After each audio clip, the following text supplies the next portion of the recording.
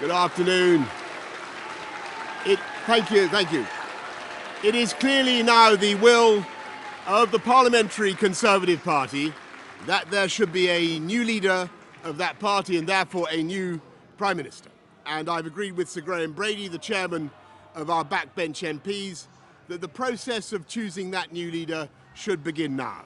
And the timetable will be announced next week. And I've today appointed a cabinet to serve, as I will, until a new leader is in place. So I want to say to the millions of people who voted for us in 2019, many of them voting Conservative for the first time, thank you for that incredible mandate, the biggest Conservative majority since 1987, the biggest share of the vote since 1979. And the reason I have fought so hard in the last few days to continue to deliver that mandate in person was not just because I wanted to do so, but because I felt it was my job, my duty, my obligation to you to continue to do what we promised in 2019.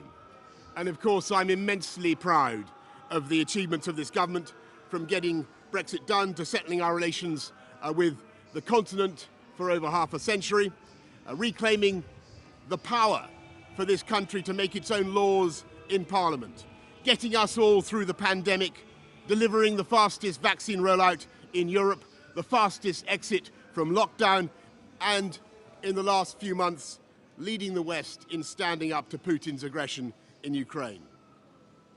And let me say now to the people of Ukraine that I know that we in the UK will continue to back your fight for freedom for as long as it takes.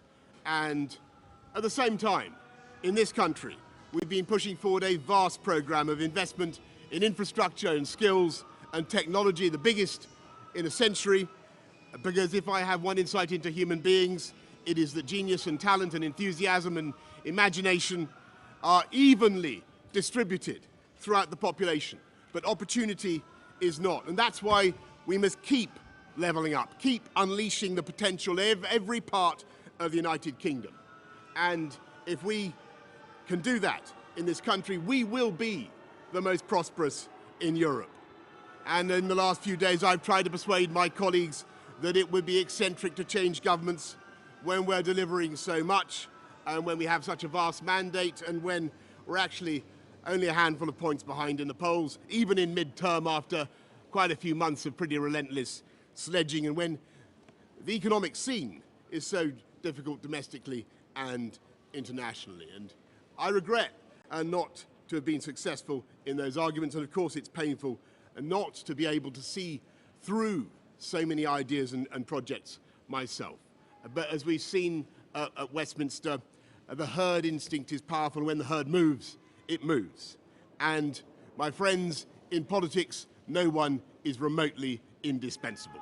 And our brilliant and Darwinian system will produce another leader equally committed to taking this country forward through tough times, not just helping families to get through it, but changing and improving the way we do things, cutting burdens on businesses and families, and yes, cutting taxes, because that is the way to generate the growth and the income we need to pay for great public services.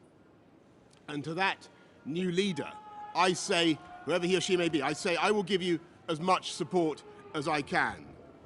And to you, the British public,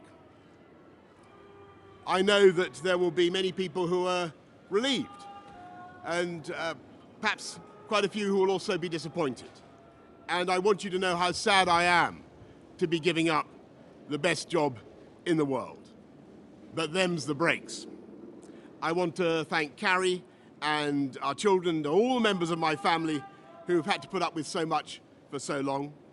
I want to thank the peerless British civil service for all the help and support that you have given our police, our emergency services, and of course our fantastic NHS, who at critical moment helped to extend my own period in office, as well as our armed services and our agencies that are so admired around the world, and our indefatigable Conservative Party members and supporters, whose selfless campaigning makes our democracy possible.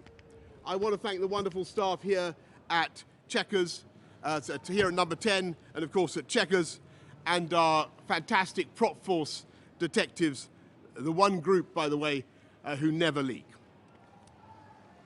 Above all, I want to thank you, the British public, for the immense privilege that you have given me.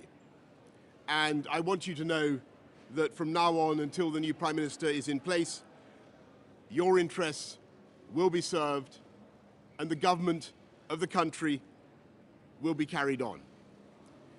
Being Prime Minister is an education in itself.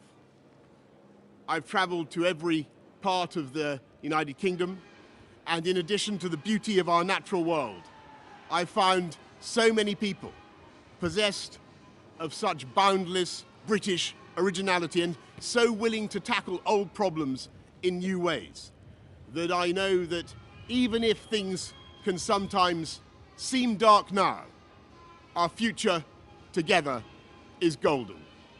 Thank you all very much. Thank you.